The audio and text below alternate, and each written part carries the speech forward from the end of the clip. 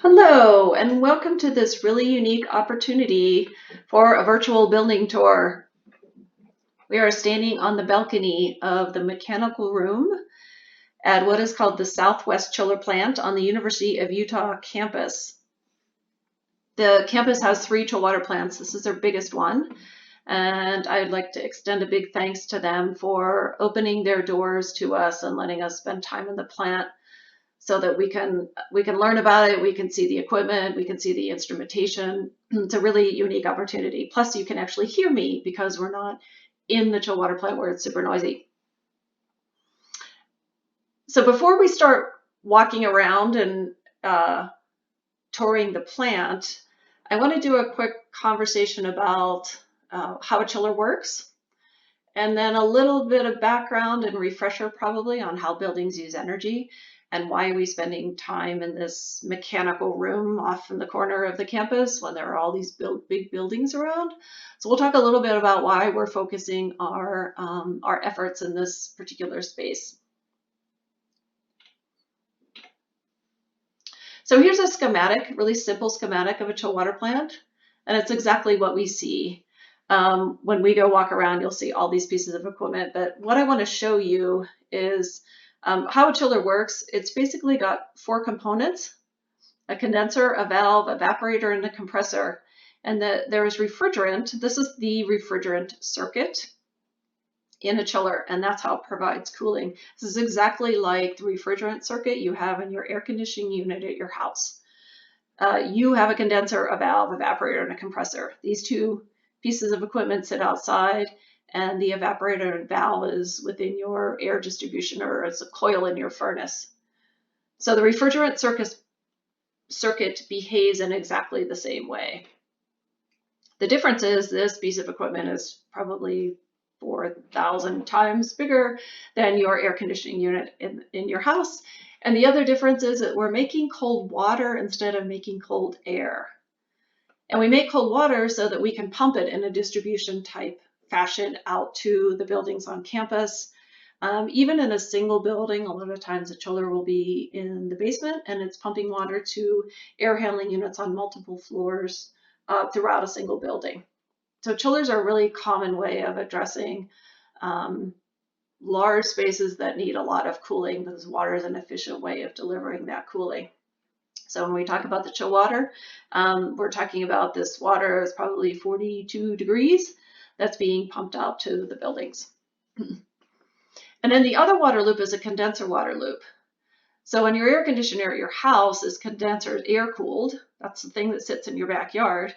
But the more efficient way to do it is with water. So we call this a condenser water loop. There's a pump that pumps the water through the condenser bundle of the chiller. It goes out to the cooling tower, and that's actually where we're going to start on this tour, is outside at the cooling tower, where it trickles down through fills, captured in a basin, and then continues to loop around. So that's a quick schematic of a chill water plant. Let's move on a little bit to how buildings use energy and give this a little bit more framework in terms of why, as engineers or energy managers, we're focusing on this particular kind of plant. So this may be a refresher for you. You might have seen this end use breakdown before, but what this shows us is by BTU, how buildings use energy. And if we start with a big piece of pie, we can see that space heating, not surprising, is the biggest energy user by BTU in a building. And this is considering all types of buildings in the continental US. So space heating is our biggest energy user, a little bit of domestic hot water, and then I'm going to pop back up here to this other side and work our way down. Fans and pumps, 16% of energy use. Space cooling, that's exactly what we've been talking about, is 12%. Lights are also 12%. And then this final piece of pie is called internal equipment, and that is anything you see plugged into the wall. So that, from a building user's perspective, that is the energy use that you see. So the lamp on your desk, the printer in the hallway, the coffee maker, anything you plug into the wall is considered internal equipment. So as a building occupant, you tend to think that the only thing in your building using energy is your lamp and all the things that you see. But actually, all of this HVAC equipment behind the scenes is really the biggest energy user in the building. Now, the other interesting thing about that is if we break this pie apart and we look at the right side of the pie, your space heating is typically supplied by natural gas. And on the left side of the pie is typically supplied by electric. And what's significant about that is that electric by BTU costs you about 3 times what natural gas costs you per BTU. So this left side of the pie is costing you 3 times what the right side of the pie is costing. So that causes us to focus more on fans, pumps, space cooling, lights, and internal equipment. So if we reframe this piece of pie to a cost visual, it looks like this. And now all of a sudden, space cooling and fans and pumps are 40% of the utility cost in a building. So what does that mean? At the university, they spend $7.5 million a year in gas and $17.2 million in electric. Now, I believe those are 2018 numbers. The other cool thing about that, if I may tout their successes for a minute, is those numbers are the lowest the utility spend has ever been on campus since 2011.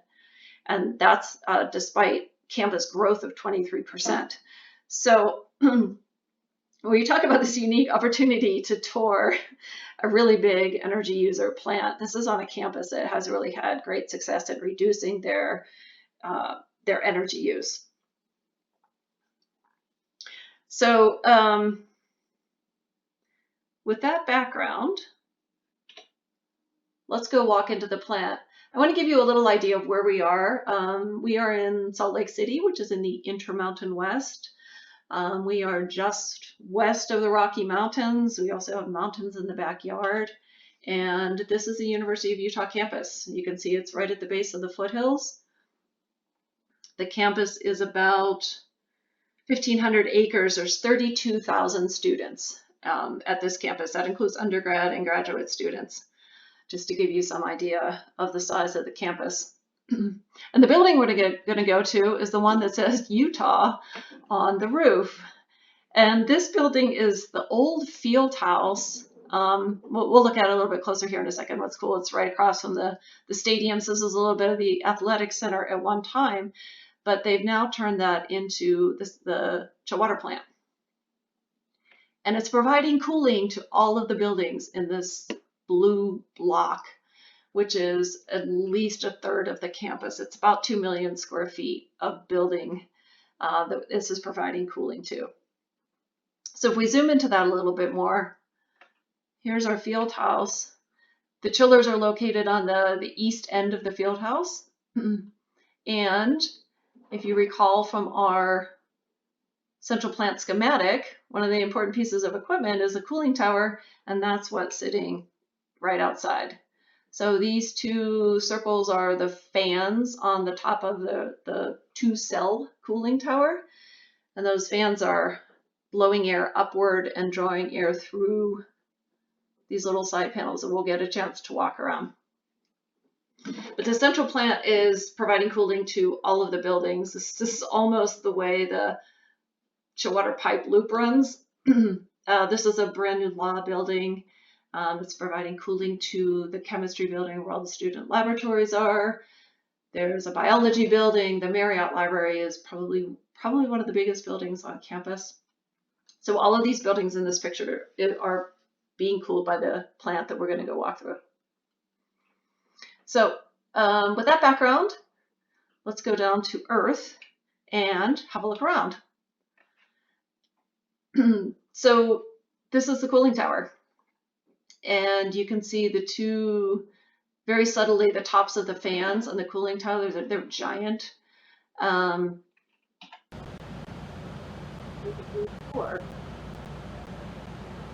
Of the field house, and you can see it's a really cool building. Not all central plants have this kind of cool building, but this used to be the place you would go lift weights if you went to the university in the 90s. And so before we even go inside, there's this interesting piece of instrumentation already that's really relevant to the control of the plant. And so when I took this photo, I sent it to the central plant operator, and I wanted to make sure that it is in fact the outside air sensor. That's why I said, Steve, is this the outside air sensor via email? And he wrote back and he said, let me know if it senses that there's no outside air. So it's really the outside air temperature sensor, but confirmed, this is the outside air temperature sensor. So this is one of the really key pieces of instrumentation in terms of controlling the plant, and overall influences many of the control devices that the building automation system controls. And that's me. It was quite early in the morning and very sunny on this side of the building. So let's walk around the cooling tower. So now we're on the other side of the building. This is the cooling tower that we've talked about many times. The chillers are inside this building. Air for the cooling tower is going in this fill area and out the top fans that we saw. If we go a little closer, this is the piping being pumped from the plant. That cooling tower cell is running, as you can tell. I asked him if we could go inside the cooling tower, and he said no, but you can go on the roof. So I'm sorry to disappoint you, but I did not go up that ladder to the roof of the cooling tower. But there's already some control devices that are relevant to the operation of the plant. What we see here is a valve. This is a valve wafer. It's called a butterfly valve in between these two flanges. So in the pipe, there's a wafer that can shut off water and let water flow. This device is the actuator that's getting its signal from the building automation system that tells it what position to be in. And then you can see it's mechanically linked to the valve in this other pipe that's bypassing the tower. So this actuator is getting a signal to tell the water whether to go to the top of the tower or actually bypass the tower, and that is contingent on often outside air temperature so that they don't freeze the tower. So already we can see that instrumentation is informing control devices. So now we've stepped inside and we're looking at chiller number 1. That's chiller 1. Tightly tethered over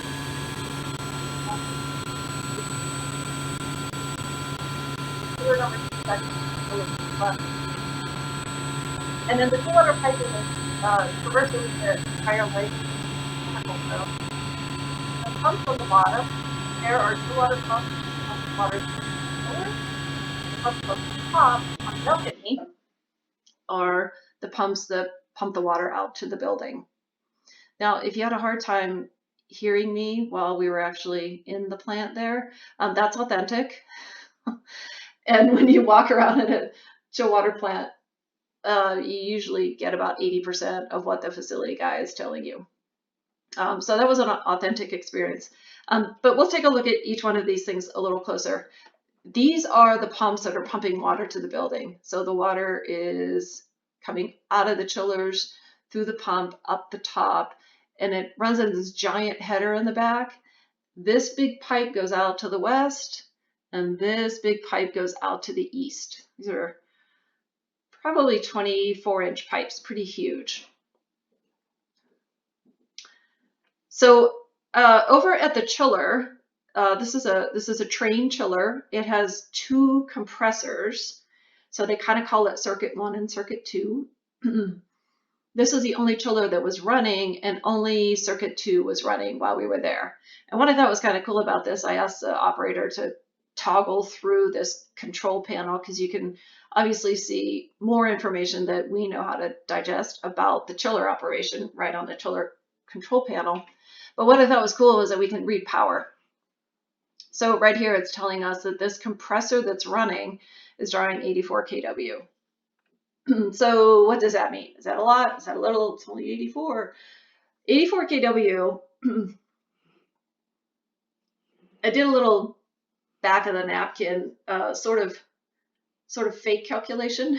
If we assume that this chiller was running for half of the year, so May through October, so let's assume this chiller is running May through October at this rate, which we know the chiller is going to modulate as temperatures become hotter. It's going to run at way more than 84 kW, and circuit number 2 is going to come on. Actually, the other chiller is going to come on. But if this ran at 84 kW for 6 months, it would cost you $29,000. So that gives you some idea why we're paying such specific and careful attention to the way the chillers are controlled and the pumping system is controlled so that it can be run as efficiently as possible. So the other big energy user in the plant are the pumps. These are the pumps that pump water to the building. They're 250 horsepower. I didn't actually get a video of these, but I got a quick little video of the pumps downstairs. So what's happening here, these are pumps to the chiller. Water down the pipe pump out the chiller. Motor. Motor's one we will first. And motor 100 horsepower. So that's pretty giant for an HVAC motor to be 100 horsepower.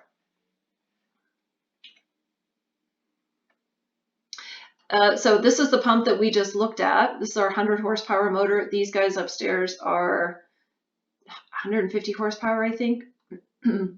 But what I want to show you in this picture is that these devices over here in the corner are called variable frequency drives. And this is the electrical piece of equipment that's actually controlling the speed of these pumps. And a variable frequency drive, you'll hear it called a VFD. You might also hear it called a VSD, variable speed drive, essentially the same thing, controlling the speed of the pump. And if we control the speed of the pump, then we're meeting load and we're reducing energy use on the whole system. If we look a little closer at this panel, you can often toggle through these menus and get to kW. At this point, the operator had left me alone in the plant and I chose not to press buttons on the VFD. But what we can see here is that this is running at 31 Hertz and full speed would be 60 Hertz. So the pump's running basically at half speed. What's really impactful about slowing down the speed of the pump is, if you remember from your engineering classes, the affinity laws, if you slow the speed of the pump, you save power to the cube. So there's a really great benefit in peeling off even like 10% speed off the pump. Sometimes we look to go to 90% speed, 85% speed, because then you're saving power to the cube by that simple speed reduction. So it's really quite impactful. And a variable frequency drive is how you accomplish that. So here's the tag on this one, VFD2, pump 2. Another important thing you'll see in the field seems really simple compared to all of that complicated control panel. But this is called a HOA switch, hand off auto. And anytime you have a pump or a fan, you will see an HOA switch in the field. And auto means that's a good thing. Auto means that this pump or fan are getting their control signal from the building automation system. We didn't really talk about the building automation system too much yet, but all of this equipment that we see is being controlled by a computer. And that computer is called the building automation system. The BAS, every industry has its acronyms. So the BAS receives signals from temperature sensors and flow meters, which we'll see. And then via the programming, it commands the pumps and the chillers and the staging of equipment to respond to that load. So when a piece of equipment is in auto, it's actually getting that commanded signal from the building automation system and will slow down accordingly. So that pump we saw running at 31 Hertz had gotten its signal from the building automation system, because this is an auto. If this is an off, then the equipment is simply commanded off right there in the field. And if it's in hand, that means it's running full speed. And a lot of times this is used when facility staff are doing work on the piece of equipment or doing maintenance. Sometimes they want to turn it off, or they want to run it in hand to see how it's performing. And then sometimes they forget to put it back to auto. So go look at your HOA switches. Make sure they're always in auto. That means you're actually running optimized according to the building automation system. I always have to proselytize about the HOA switch. Auto. Okay, so to close out our story on pumps, if you remember from our chilled water schematic, we had chilled water pumps, and then we had condenser water pumps. These in the picture are condenser water pumps. What's really unique about these is they're called vertical turbine pumps. It's actually kind of cool that you guys get to see these. They're not super common. But the way this works is we are standing on top of the cooling tower water basin. So there is a sump underneath us, underneath this concrete. That plate, you could probably stick your head down in there, see the water level.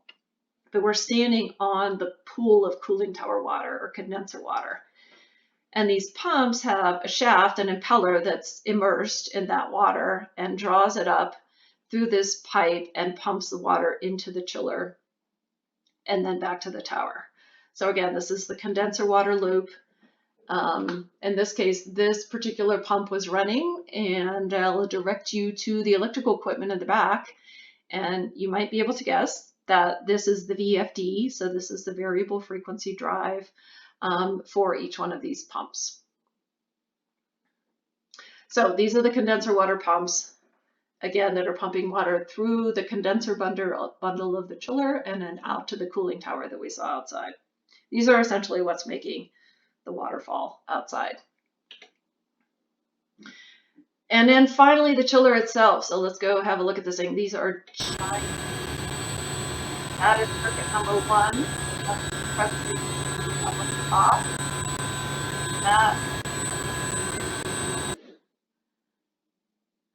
I am not tall, and these are giant.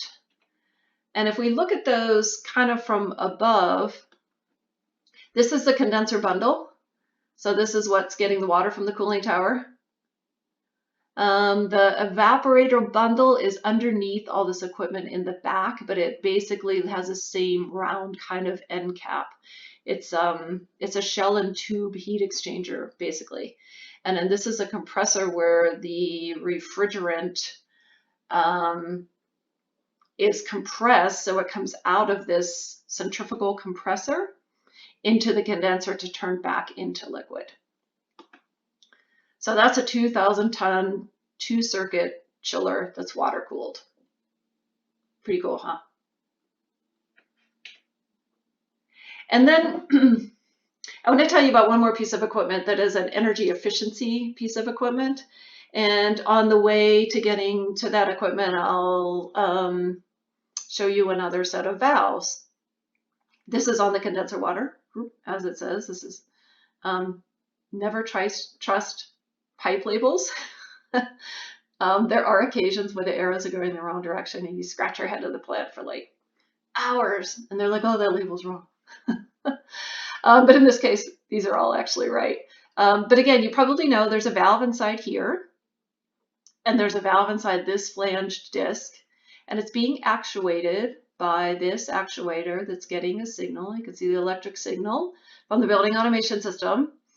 And it's saying this line should be closed and this line should be open. And what we're looking at here is a condenser water. This one goes to the chiller, just like the circuit that we've talked about. Cooling tower water, condenser water goes to the chiller. But in certain cold conditions outside, a lot of times the cooling tower can make cold water, and we can simply exchange that cold water from the cooling tower and make chilled water out of that. And in those cases, this valve switches, sends condenser water through this pipe and condenser water supply. That's a strainer, that's cleaning it up. Into this is a heat exchanger. So this is called a plate and frame heat exchanger. These, I'll show you a close-up picture in a second, but these are little tiny plates very close to each other. And condenser water flows on one side and chill water flows on the other side. So you can see a set of pipes coming out the back behind, and that's the chilled water side. So basically what we're doing is taking water from the cooling tower and making cold chilled water, and that means, what does that mean? You don't have to run the chiller.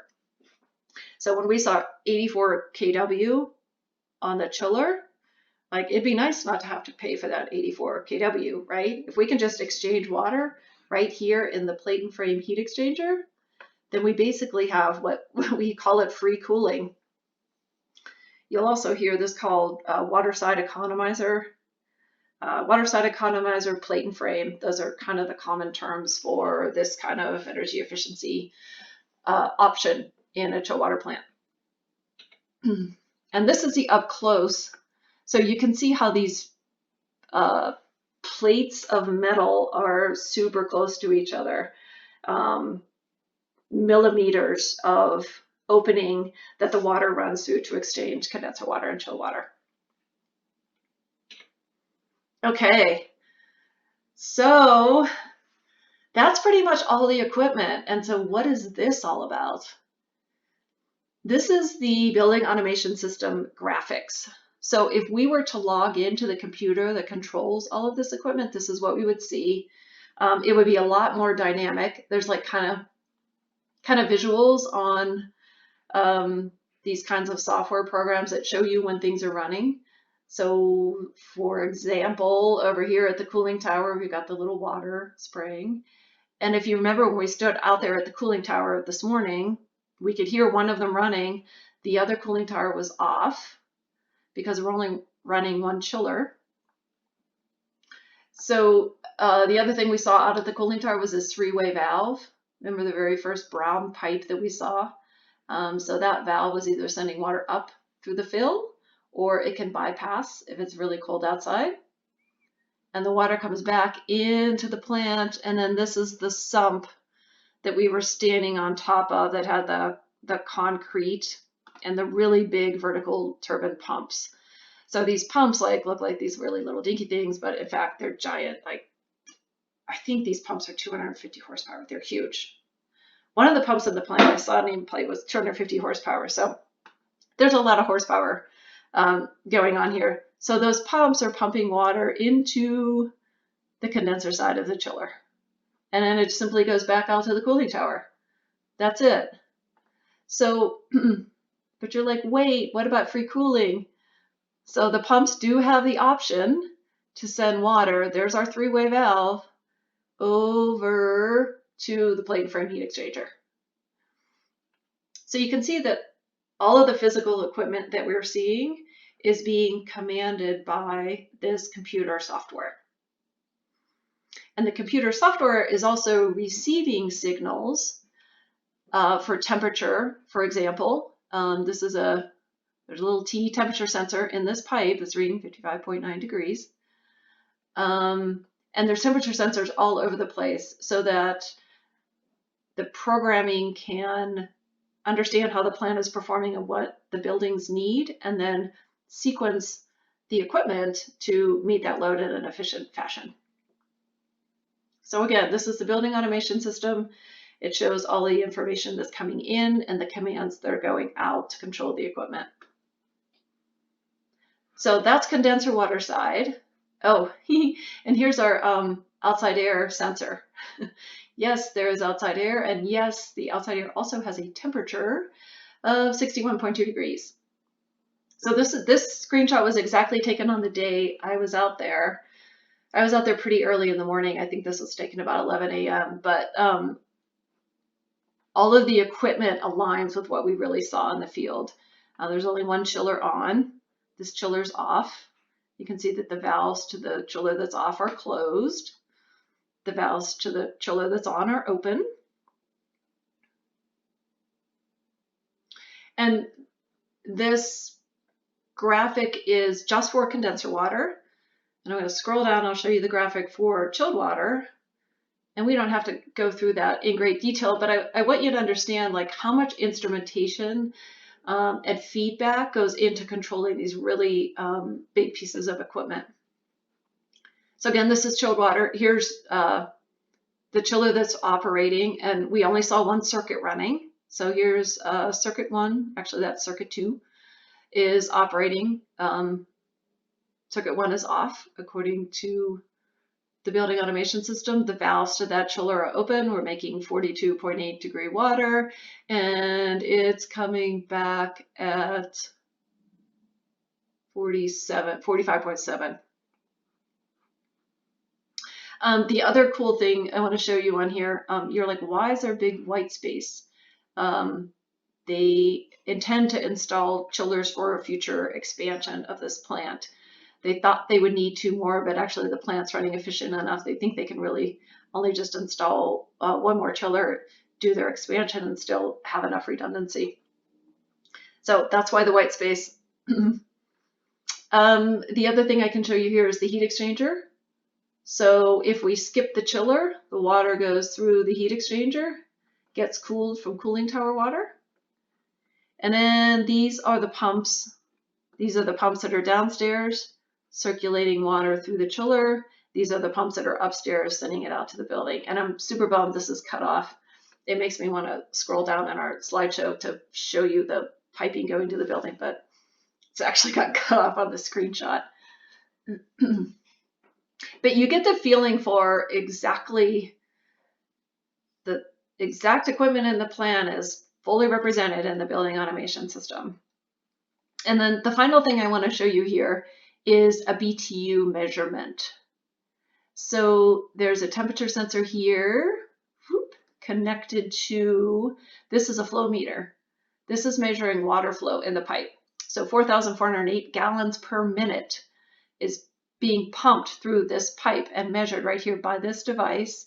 And then this is another temperature sensor. So this is essentially like supply and return temperature readings with a flow measurement. So from a temperature differential and a flow, you can calculate BTU. And I'll show you what that instrumentation looks like in the field. It's kind of cool. So here we are. This is the east side piping. So this chill water line is going down into the ground, and these are basically buried. They're kind of direct buried. They're not in a tunnel. They're direct buried to make that giant loop around campus that we talked about. So this is the pipe going out, and then this is the water coming back from the giant loop around campus. So supply and return. And this is the flow meter. So when we looked at that device, it was measuring gallons per minute. That's what this device right here is doing. This meter is inserted into the flow, and it is sending its signal electronically back to the building automation system. And you're like, well, wait, what about those little red dotted lines that went to temperatures? So if we go downstairs, come with me. If we go downstairs, now we're in the same pipes, chill water supply, chill water return, and here's our temperature sensors that are both sending their signal back to the building automation system. So there's a insertion probe into the water flow of the pipe that reads the temperature. And from that, we can calculate BTU. And the BTU is calculated in a meter right there in the field. This is BTU meter 3, secondary chill water. So this is one, secondary chill water means it's the water that's being pumped out to the building. So 10,000 BTUs is being measured right now via that instrumentation. And to kind of give you a bigger picture of how does all this control communication work, this little meter right here, that's the BTU meter we just saw. There's a BTU meter going to the east side piping, a BTU meter on the west side piping, and then a BTU meter on the primary loop, which is just the loop of water within the plant that's being circulated through the chillers. And then all these other panels are receiving all of those signals that we have talked about and controlling all of the devices in the plant. So if we zoom into one of those panels, and we open it up, this is what we see. So there's just a series of terminal strips that are analog inputs, analog outputs, digital inputs, and digital outputs. And looking a little bit closer, you can see these are literally just the control wiring from every device in the plant that's coming into this terminal strip. And this is what's informing those graphics that we saw. And then just another couple up close. This is the chill water return temperature. That's simply a temperature sensor inserted in the pipe and sending its signal back to the control panel that we saw. And you often see these concurrent with a real life thermometer. So when you're actually standing in the plant, you can say, okay, the chill water is 42 degrees. And then we see the same thing on the heat exchanger. Hot side water, so this is heat exchanger 1, condenser water supply temperature. And then they often give you a pressure gauge so that you can see what the pressure drop is across a device, which is an indication of how that device is performing. Also can tell whether or not pumps are running and what speed they're running at. And then a thermometer so that you can do your analysis in the field. So that's the instrumentation is fairly simple and robust enough to control one of the biggest energy users on campus. And you just got to see all of it. So that kind of ends our conversation around the water side. This slide is blank on purpose. I want to pivot a little bit to air side. So we've been in the plant, we understand what the chiller does, we understand what the pumps do, and we're sending chilled water out to the campus. So what's it doing out there? What does that look like? And I wasn't able to get in any of the other buildings on campus. They are pretty much on lockdown. But in the plant, there was an air handling unit cooling the plant. And it wasn't on right now, but I can show you what it looks like. Basically, as this chill water pipe is being distributed around campus and into a building, it branches off, and then it supplies an air handling unit coil. And that's what we can see right here, these two pipes. This is chill water supply and chill water return. At the back of chill water return, chill water supply being this air handling unit. So inside the air handler water coil, cold valve, making cold air, blowing it into the plant. So this device is really quite simple. Air handling units in buildings can be as big as a room. You can often enter them and they're twice as tall as you are. So this is a really small visual of how the chilled water is getting used out in buildings. But I've got one last kind of graphic screen. And again, this is from the building automation systems. You can see everything about how the equipment's performing. So what we just saw is the fan. This is a heating coil. And there's a chill water piping. And the valve's closed. That's the valve that we just saw. And there's a discharge air temperature sensor reading. The unit isn't actually on, but you can see the points of communication that go back to the building automation system. And there's our outside air temperature. It changed by like 0.2 degrees in between screenshots.